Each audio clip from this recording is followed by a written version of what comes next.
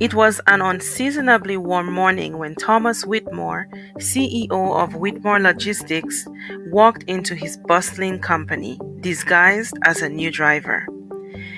His goal was simple: to understand why the company had been facing unexpected delays and customer complaints over the last few months. These issues came at a time when their largest competitor, Nexus Transports, had been booming with sudden and suspicious success. Thomas was no stranger to hard work. In fact, he had built Whitmore Logistics from the ground up. But now, seated behind the wheel of one of his own delivery trucks, he felt a strange mix of nervous excitement. His disguise was near perfect. No one in his company, from the warehouse workers to the dispatchers, recognized him under the scruffy beard, baseball cap, and plain delivery uniform. The day started smoothly. Thomas followed his route, delivering packages to customers while quietly observing the interactions between workers. It seemed like business as usual, but something didn't sit right with him. Orders that should have been delivered days ago were still sitting in the warehouse, and the drivers were complaining of unusual rerouting. He made a mental note to investigate further. As the hours passed, Thomas realized there was something strange happening with the GPS systems. They frequently malfunctioned, sending drivers on inefficient routes that caused significant delays. He overheard drivers complaining about how some of their most important deliveries were being redirected, always to one particular warehouse, far from the main hub. After completing his last delivery for the day, Thomas decided to investigate the warehouse that had been the frequent rerouting destination. The building looked normal on the outside, but when he entered, he was met with a surprise.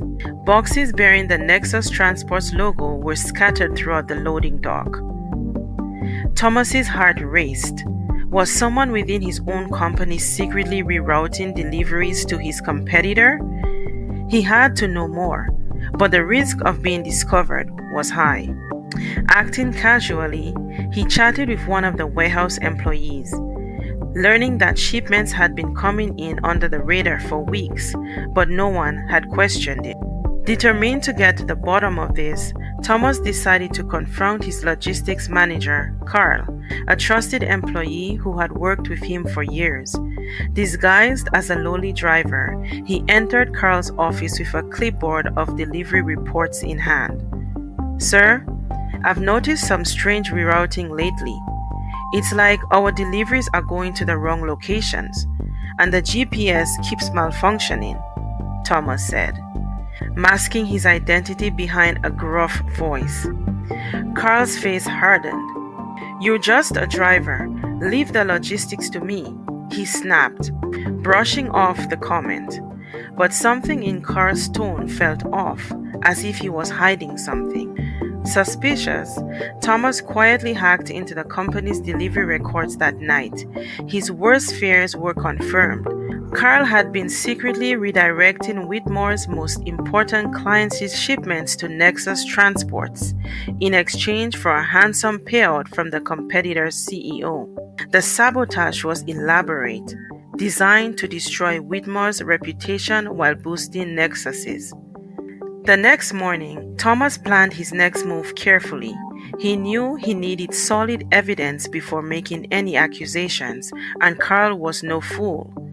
Thomas decided to take one more risk. He would follow Carl on his next meeting and catch him in the act. Later that day, Thomas tailed Carl to an upscale restaurant where he met with the CEO of Nexus Transports. Hidden in the corner, Thomas overheard their conversation. Carl was smug, detailing how he had rerouted the deliveries and how Nexus was stealing Whitmore's clients as a result. The Nexus CEO handed Carl a thick envelope, payment for his treachery. Thomas couldn't believe it. The betrayal was deeper than he had expected. Carl, the man he had trusted for years, was a mole in his own company. But now, Thomas had all the proof he needed. As soon as Carl left the restaurant, Thomas stepped out of the shadows and made his presence known to the Nexus CEO. Removing his disguise, he revealed his true identity. "I guess you didn't expect the CEO to be driving one of his own trucks, did you?" Thomas said, locking eyes with the competitor. The Nexus CEO froze, his face pale with shock. This is a misunderstanding," he stammered, but the evidence was overwhelming. Back at Whitmore Logistics, Thomas wasted no time. He gathered his executive team and presented the evidence. Carl was immediately fired, and charges were pressed against both him and the Nexus Transports for corporate sabotage. But Thomas had another plan up his sleeve. With Carl gone, Thomas quickly implemented a new strategy. He introduced state-of-the-art tracking systems and launched a customer-first initiative, offering incentives to win back clients that Nexus had stolen. But the real twist came when Thomas revealed his undercover operation to the public. In a bold press release, he shared his undercover experience as the disguised driver and how he had uncovered the sabotage himself. The story spread like wildfire, turning Whitmore Logistics into a symbol of resilience and integrity. Clients who had left the company in frustration quickly returned, and new customers flocked to the brand. Weeks later, Whitmore Logistics was thriving again.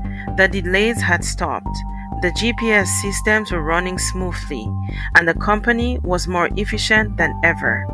Nexus Transports, on the other hand, suffered from a public relations disaster they couldn't recover from. Their CEO resigned in disgrace, and the reputation was tarnished beyond repair. As for Thomas, he resumed his role as CEO, but with a renewed sense of purpose. His undercover adventure had taught him that sometimes the best way to solve a problem is to see it from the ground up.